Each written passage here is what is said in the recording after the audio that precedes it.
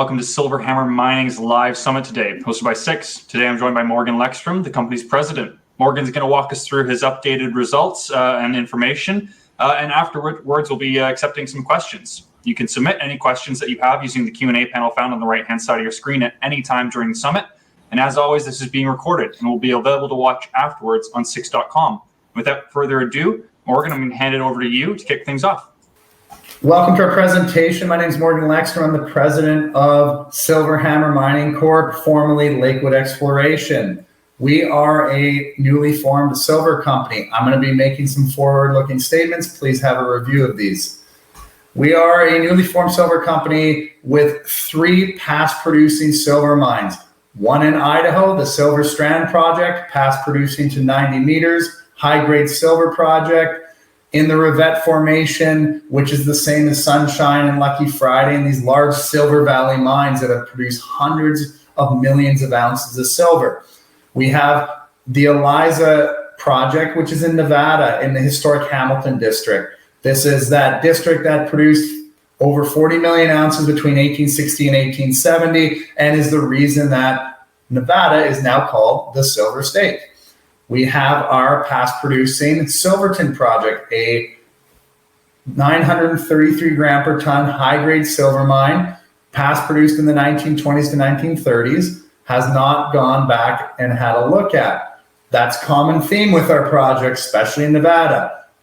No modern exploration, no modern geology, no modern geophysics or geochemistry have been done in these past producing extremely high grade areas. So we're really looking forward to getting out there. I want to touch on our team for a second. We have a team that is fitting to our triple-pronged or 3-pronged approach.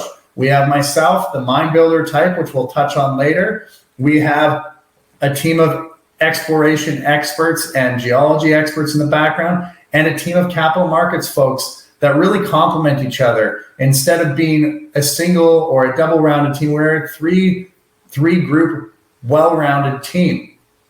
I want to show you quickly where we are on the Lassonde Curve. The PR Lassonde Curve talks about valuation of mining companies and their projects. As you can see, we have 3 projects that are on the lower portion of that curve, showing the exponential growth potential of all 3 of our assets.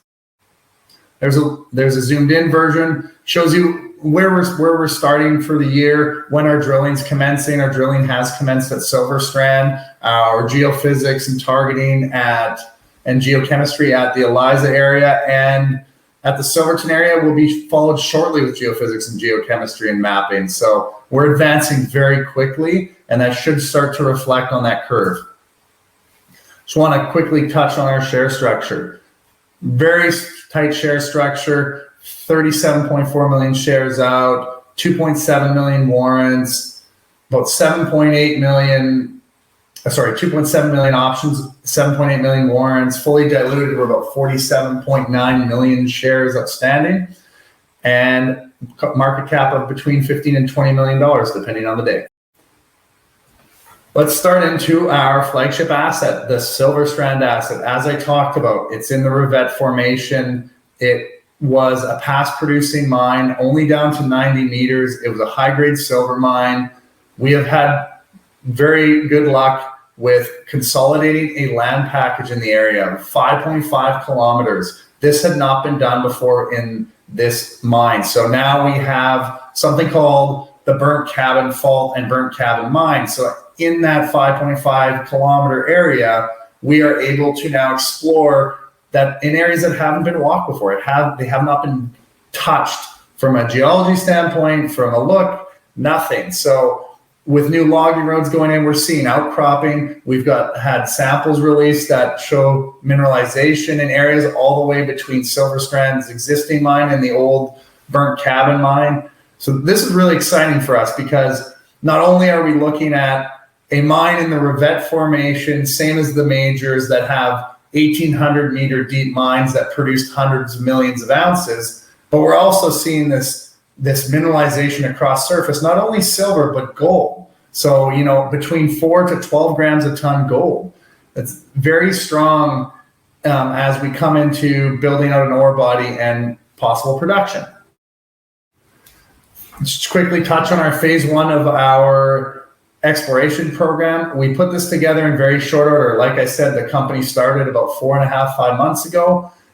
Since then, we've gone into the underground. We have rehabilitated it. We have drifted out 40 feet. What that means is we drove a tunnel or a drift 40 feet away from the existing drill bay that was used, put in a new drill bay. We're getting an underground drill going. We have started surface drilling as well. So in very short order, we were able to come up with these plans, organize contractors, and execute on everything we said we're going to be doing. We're going to be drilling upwards of 2,700 meters in the entire program, but being from underground, it's going to save us a lot of overburden drilling. So it's going to allow us to hit the ore body on a better angle, at deeper depths, and prove that concept, which is no longer a concept, out. Let's touch on our Nevada, USA assets. The Hamilton District, like I mentioned, had that 1860 to 1870 silver rush. It was the biggest silver rush in the history of the United States. The reason Nevada is the silver state is because of the Hamilton silver rush. It was walked away from in the 1800s. We are on something called the south side of the Eberhard Fault. The north side was Treasure Hill, where all this activity happened. There are a few mines on our claim, one being the California mine. It was a past producing mine with historic grades of 18,700 grams a ton and anywhere between 5,000 and 18,000. There was a chip sample that came from the California mine in the 1960s that read at 25,000 grams a ton. So for people that are watching this, when you talk about grades like that, an average silver mine can be built between 100 and 250 grams a ton of silver and be profitable. So that just shows you the large scale potential of these high grade areas. We are currently executing on our geological mapping program. We've expanded our claim package because we're seeing alteration and mineralization up to 5 kilometers away. So very positive that what we're seeing there has not been looked at with a modern geological approach, but also modern technology, which is allowing us to model this a lot different than the old timers had in the 1800s when they were just chasing what they could see. This is a bit of a summary on our Eliza project. Like I talked about, there's high grade. It has been identified as an area that we picked up from a gentleman by the name of Dave Forrest. I personally have spent a week on these projects with him, going over the geology with our geologists as well, getting a really firm understanding of what's going on in the area. It's road accessible. It's about an hour and a half from Eureka. So very close to communities. Just down the road is Fiore's project that they're developing right now. So there's a lot of activity in the area. This area has not been looked at in a very long time, and it's very exciting for us to add this to our portfolio in such a short time. This is just a little more on the silver project itself, on Eliza. The grades being so high, it was compelling to us. It was compelling in the fact that we had Silver Strand, a past producing mine. This also puts us in Nevada, the top jurisdiction in the world right now for mining, but also the silver state. So now we're in the Silver Valley and the Silver State. We want to talk a bit about Silverton. Silverton was a past producing silver mine, a shaft mine in itself, and has half the property has historic past production of up to 933 grams a ton. If you remember the model I was talking about, how mines are built nowadays. So that would be considered a very high grade mine. The other half of the property is in that Round Mountain unwelded tuff formation, and it has grades between 0.6 up to 6 grams a ton.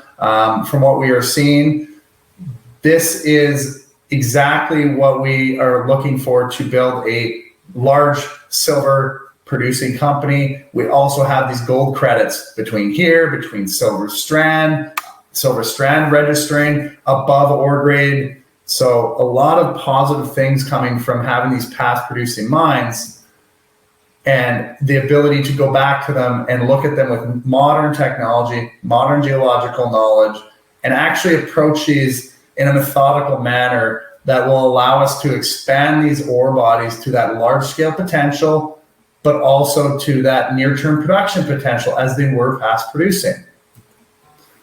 I just want to talk about the Round Mountain side of it. This is a visual of what the unwelded tuff or the poorly welded tuffs look like. We are chasing that with our geology program, and you can see here that the pit at the end of 2005 for Round Mountain and what their ultimate pit plan is. It's large, it's open pit, it can be heap leach most likely, so that's very interesting for us when we're talking about this. Just want to touch on our management and directors. Myself, I'm the president of the company. My background is in building mines. I've worked for companies like Freeport-McMoRan in Indonesia on the Grasberg complex, one of the largest mines in the world. I spent just about 2 years at the Oyu Tolgoi mine in Mongolia with the Rio Tinto, held by Rio Tinto, developing their undergrounds and their shafts. I've spent time with Golden Star Resources in Ghana, West Africa, redeveloping an old underground mine and turning that into production. So that leans heavily towards what we're trying to do with the silver company. I've also spent time with Sabina Gold and Silver on their Back River project, setting off their Arctic marine laydown facility program. So my experience is very much the pushing project management, keep going forward type. And obviously you can see that through what we've been doing here at Silver Hammer and the short timelines we were able to get everything put together and going, including drilling.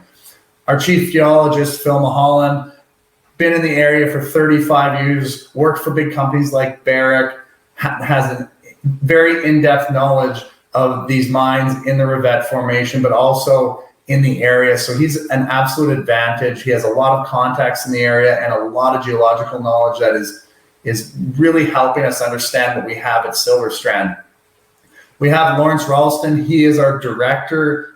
He's been recently put on the board as a director. He was the VPX for us. He is the chairman of Metallo Royalties, a $700 million company. He started Resource Opportunities and wrote for them for a very long time. Lawrence has upwards of 40 years of experience in this industry. He's a staple. He knows his knowledge and breadth in this industry is incredible. Al Nesh is our CFO, brings a lot of financial background and CFO for multiple listed companies on the stock exchanges. One of our other directors is Jonas Lang. He is an executive VP for Maple Golds. Jonas has been a part of raising over and above $50 million in financing and equities for mining companies. He is a capital markets expert. We are very happy and pleased to have Jonas on our board and provides us an extreme amount of knowledge in that whole three-pronged approach of capital markets, exploration, and mine building. We also have Ron Burt, SVP of exploration for Centerra, also chief geologist for Silver Standard, been in the industry for 30 to 40 years. Like these folks that come into a company have an option of who they want to work with, and they've chosen to work with us. And we feel extremely lucky to have them as advisors and directors on our company. One of our advisors, Warwick Smith, as well. Very skilled capital markets guy, venture capitalist, started American Pacific, a very successful junior mining company that has had a lot of luck with bringing in majors. They brought in Rio Tinto to their Madison project. So extremely well-rounded group of folks in the background to help out and with the strategy and vision of moving us into a mid-tier production company with large exploration payoff. That concludes my presentation. Please feel free to ask any questions. Reach out to Christina, our head of IR, or myself, and I look forward to answering any questions. Thank you. Great. Thank you for that. I'd like to repeat that sentiment for the audience members in attendance. If you have any questions, please use the Q&A panel found on the right-hand side of your screen and go ahead and submit those questions, and we'll be happy to answer them. In the meantime, Morgan, however, we have had some questions come in advance. When do you expect results from the drill program? That's always the question for junior companies. The laboratories are notoriously busy. I mean, we've started drilling, so as it comes out, we'll be processing them at the local labs, and it can be anywhere from 2 to 3 months. So it just depends on the size and ability of these labs. But there's a lot of drilling going on in the world right now, so we're at the mercy of them a little bit. Yeah, fair enough. Speaking about your timelines, what are your catalysts in the next 6 to 12 months that you're looking forward to? So as I talked about in the presentation, with our drilling starting at Strand and continuing through, there will be obviously core results, possibly updated resource, and also our results from Eliza and Silverton, our geo programs that are running there, geochemistry, sampling, all that will come out over this next few months and upwards of 6 months, our next drilling campaign plan. So there's a lot of really positive catalysts coming out for us, and keeping in mind that moving forward in such a fast timeline compared to when we started, it's exciting. Speaking of that, so you started 5 months ago. How did you acquire 3 potential high-grade properties in that time frame? Well, I talked about that team in the background, and I really have to attribute it to a strong team of experts in the industry and people looking to bring their properties to those experts and to a company and a team that is able to not only explore them, but transition them eventually into production. And I think that's how we were able to get, the Nevada projects. Our tight share structure also helps with that, with only 37.4 million shares out. So it gives us a lot of room to grow. And the people that brought these properties to us saw that and saw the technical expertise and the drive within our company. So we were able to utilize that and pick these 3 possible tier 1 assets up. Yeah, that's great. How do you stand out from the rest of the junior developer stories that are out there? It's fun when I like to talk about that, because we are such a diverse team, but our assets really do speak for themselves as well. I mean, having 3 assets in Nevada, between Nevada and Idaho, the top silver jurisdictions in my opinion in the world, and having that team that has developed and built mining companies, developed and built large royalty companies, it really gives us a unique leg up to have that group of experts in the background helping to guide the company. Having myself front running the company, always looking at thinking outside the box. How do we do things better? How do we utilize technology? I mean, my background, like I said, it's originally in projects, but also electrical and automation. So my thinking, the way I think is a little more outside the box than most, I would think. And having that ability has allowed us to do what we just did, in 4 months to get 4 or 5 months to get a permit, get drilling, redevelop our, rehab our underground, put in a new drill cuddy, work with multiple geologists in multiple states to get programs running. We're not sitting still. So. No, absolutely. That's great. Listen, are there any highlights or key points that you'd like to leave with attendees today, or points that you'd like to reiterate from your presentation that you find to be most important? Yeah, I mean, we talked about the catalysts, and as a junior resource development story, we really want to make sure we're focused on exactly where we're going and promising and delivering. And everything we've done so far has leaned towards that. We've promised and we've delivered. And I think that's the most important part of a company, the team and the assets, but also, are they doing what they're saying they're doing? Is their share structure tight? It is.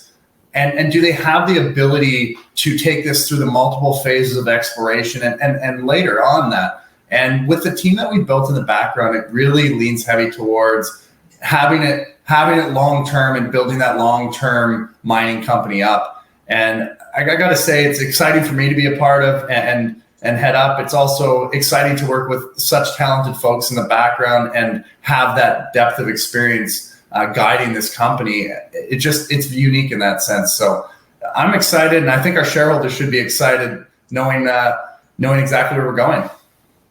Great, absolutely. Joel in the audience has asked if you could please blue sky where you want to be in 6 months to a year.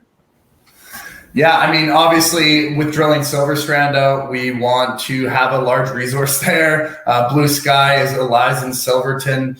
We get some geochem back, we get some geophysics back, mapping back, and we're able to come up with some drill targets in very short order and get drilling in those areas. Obviously, winter can be a problem in some of these areas, but Silverton, it should be pretty easy to get up and drill. So as a blue sky, I mean, I showed you on the Lassonde Curve where we sit. We have 3 assets on that Lassonde Curve right at the bottom. So as we produce results, we should see a lot of blue sky.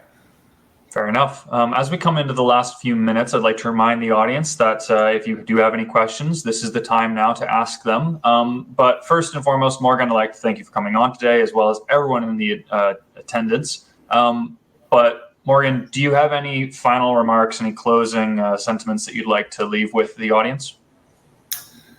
Yeah, I mean, with our recent name change to Silver Hammer from Lakewood Exploration, it really pulls together what we believe our company represents, which I know it sounds funny, but dropping that Silver Hammer, becoming a pure producing silver company, we do have those gold credits. So it's an interesting time for silver right now in the fact that it has a ton of room to grow, just like we do.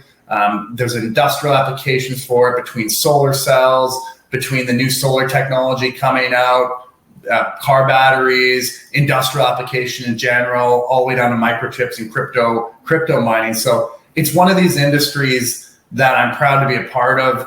I'm also definitely a silver bull. So when I look at it, I'm like, what better time to build a silver company and build a mining company when the perception around the industry is that it's slow? Well, hey, the old adage is build and develop while it's slow and reap the rewards. So that's that blue sky for us.